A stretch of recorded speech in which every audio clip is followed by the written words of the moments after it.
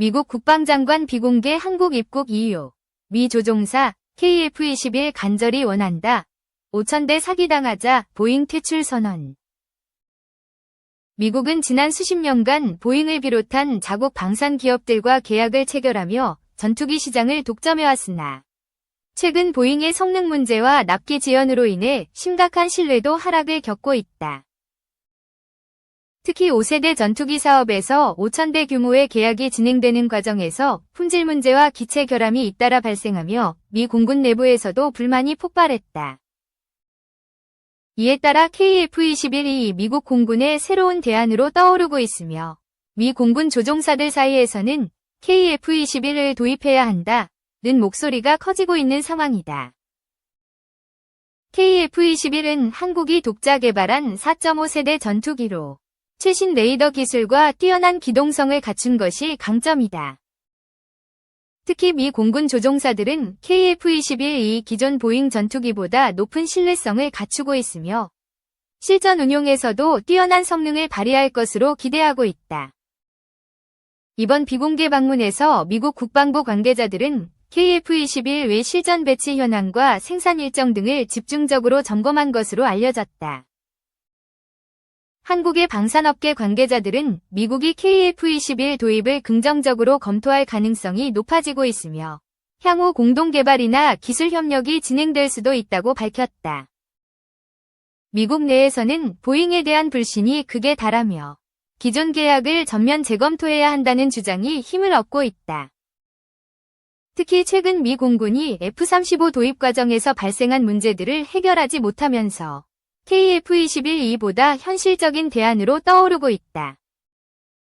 KF-21은 가격 경쟁력에서도 우위를 점하고 있으며 유지 보수 비용이 낮아 장기적으로 운용 비용 절감 효과도 기대된다. 이에 따라 미국이 기존 방산업체와의 계약을 철회하고 한국과 새로운 계약을 체결할 가능성이 제기되고 있다. 한편 한국 방산업계는 이번 기회를 활용해 KF-21 외 글로벌 시장 진출을 본격적으로 추진할 계획이다. 현재 인도네시아, 폴란드, UAE 등 여러 국가들이 KF-21 도입을 적극 검토하고 있으며 미국이 이에 합류할 경우 KF-21 외 글로벌 위상은 더욱 강화될 전망이다. 미국이 보잉을 퇴출하고 KF-21 도입을 결정할지에 대한 관심이 집중되는 가운데 향후 한미 방산 협력이 어떻게 전개될지 귀추가 주목된다. 지난해 4분기 국내 다수의 체계 종합업체가 호실적을 거뒀다는 분석이 나온다. 진행 중인 수출 프로젝트가 매출에 반영되고 고환율도 수익성 향상에 기여했다는 이유다. 정부와 업계는 지난해 달성하지 못한 수출 200억 달러도 다시금 노린다는 목표다. 15일 금융정보업체 FN가이드에 따르면 한화에어로스페이스는 지난해 4분기 매출 3조 5,590억 원 영업이익 4,944억 원을 기록한 것으로 추정된다. 매출은 전년 동기 대비 6%가량 적지만 영업이익은 60% 이상 높다. 폴란드양 K9 자주포 40문과 K239 천무 다연장 로켓 18대 인도 등이 실적에 반영된 덕분이다.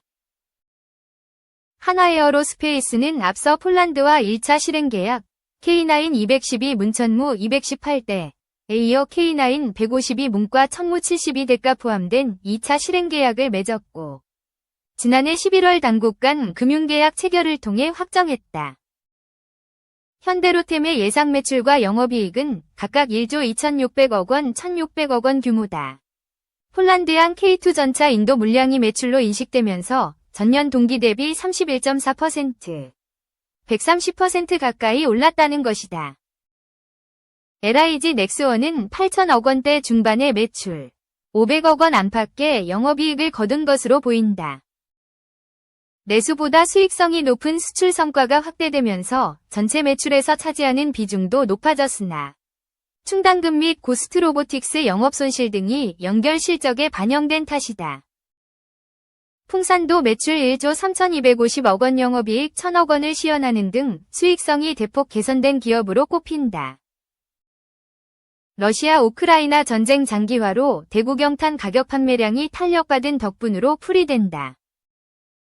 그러나 한국항공우주는 매출 1조 1,000억 원, 영업이익 700억 원에 그치는 등 실적이 대폭 하락한 것으로 우려된다. 이라크양 수리온 수출이 이뤄지면서 수건사업이었던 회전익사업부 해외 진출이 시작됐음에도 보잉의 파업이 기체 부품 매출 감소를 야기하고 폴란드양 FA-50PH 수출을 앞두고 기저효과가 발생했기 때문이다. 방위사업청은 지난해 방산 수출이 100억 달러를 하회했지만 올해 역대 최대 규모의 성과를 기대하고 있다. 협상 연장 등으로 이월된 사업이 많았고 국산 무기체계에 대한 선호도 여전히 크다는 논리다. 천문은 사우디아라비아가 후티 반군을 상대로 사용하면서 실전성이 입증됐고 중동과 동남아를 비롯해 분쟁 위협이 빚어지는 지역에 관심을 받고 있다. K2의 경우 올해 폴란드양 2차 계약 일부를 포함해 총 96대가 인도되는 등 지난해 56대보다 크게 증가할 전망이다. 해당 계약은 지난해 방위사업청이 방산 수출 목표를 150억 달러 규모로 낮추게 만든 원인 중 하나로 꼽힌다. 루마니아에서도 50대 이상의 1차 계약이 기대된다. 올해는 앞서 조단위 수주가 이뤄졌던 중거리 지대공 유도무기 천공이가 매출에 본격 반영되는 시기다. 향후에는 지난해 11월 개발을 완료한 장거리 지대공 유도무기가 더해질 수 있다. 6.75인치 유도 로켓 비공도 미국 시장을 두드리고 있다. 하늘에서는 FA-50 진출국 확대 및 기수출국 내 추가 수주. 바다에서는 폴란드 캐나다양 잠수함 수출과 미국 함정 유지 보수 정비 등 굵직한 프로젝트가 추진되고 있다. 업계 관계자는 한국형 전투기 KF-21 개발이 순조롭게 이뤄지는 중으로 이미 많은 관심을 받고 있다며 한국형 미사일 방어체계의 한 축을 이룰 LSM-2도 천공의 뒤를 잇는 수출 품목으로 언급된다고 말했다. 2. 중국 관영 매체 3호 항공모함 푸제남에 조기 경보기 탑재할 듯.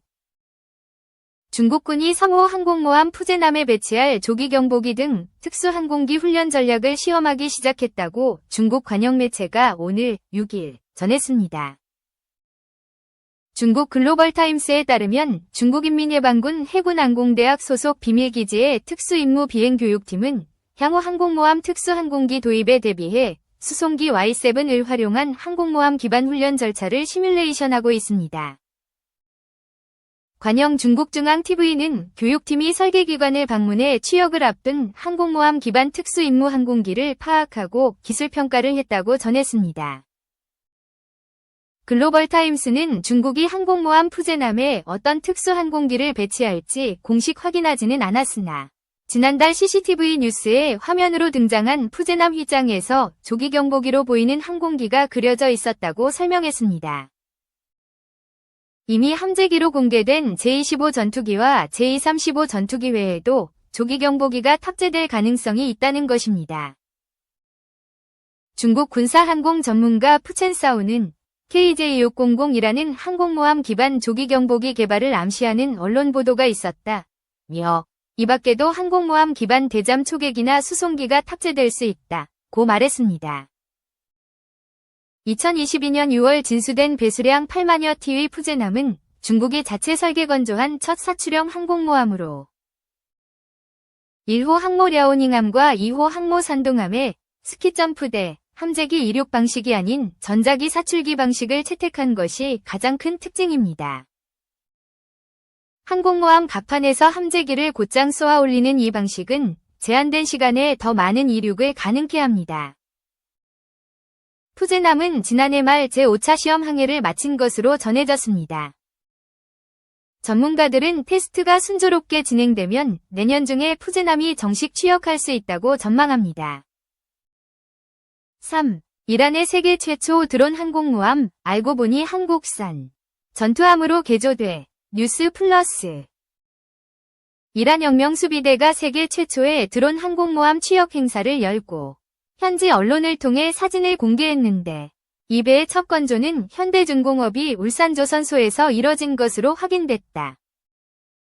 한국이 만든 상업용 선박이 전투용 항공모함으로 개조된 것이다. 6일 현지 시간 IRGC가 공개한 샤히드 바게리로 명명된 항공모함은 이란 국적의 상업용 컨테이너선인 페라린의 개조에 제작됐다.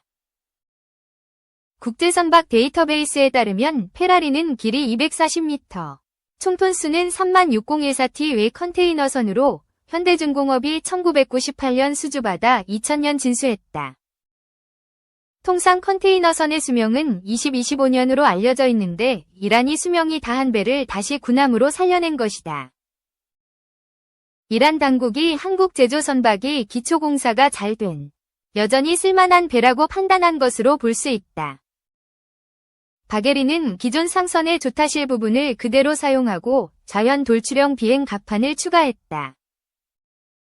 컨테이너선의 경우 조타실이 배의 뒤편에 위치하고 배의 앞쪽이 비어있기 때문에 항공모함으로의 개조가 다른 선박에 비해 용이했을 것으로 판단된다. 미국 항공모함과 같은 사출기, 캐터펄트는 없으며 인도나 중국 초기 항공모함에서 채택한 스키점프대 방식의 180m 길이 활주로를 채용했다.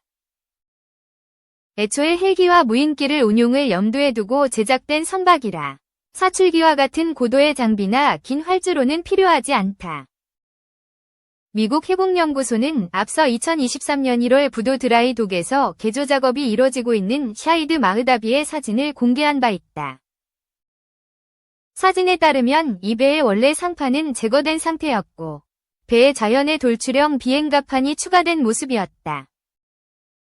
바게리와 유사한 형태로 당시 사진이 마흐다비가 아니라 바게리의 개조 모습이었을 가능성이 있다. 이란은 미국의 핵제재 후 자국의 선박들을 군함으로 개조해 사용하고 있다. 샤히드 마흐다비 역시 상업용 컨테이너선인 반타르 아바스를 개조한 것인데 역시 최초 건조는 한국에서 이뤄졌다. 이란이 최초의 드론 항공모함이라고 명명했지만 건조된 지는 20년이 넘은 선박으로 이 배가 무인 조정 등 최신 기술을 탑재했는지는 확인되지 않는다. IRGC는 이 항공모함이 22,000회리, 약 47,000km 위 작전 범위를 가지고 있으며 1년 동안 보급 없이 원해 작전을 수행할 수 있다고 밝혔다. IRGC 모하메드 바게리 합참의장은 이 함정은 세계 해역에서 자율적으로 작전 수행이 가능한 이동식 군사기지 역할을 할 것이라고 말했다. 복수의 군사 전문 매체에 따르면 지금까지 확인된 탑재 무기는 무인기인 카헤르 313, 아바빌 3, 모하제르 6, 샤헤드 -136과 밀 MI-17, 벨 412, 샤헤드 278 헬기다. 이 중 카헤르 -313의 경우 2013년 공개된 유인 스텔스기로 이후 무인 항공기로 다시 개조됐다. 정찰과 지상 공격 등이 가능하다. 바게리는 최대 60대의 드론을 탑재할 수 있고 이 밖에 대함 미사일과 미사일 방어 시스템, 30mm 항포, 아세프 20mm 기관포 이문으로 무장했다. 최대 30대의 고속정 또는 수중 드론까지 운용 가능한 것으로 알려졌다.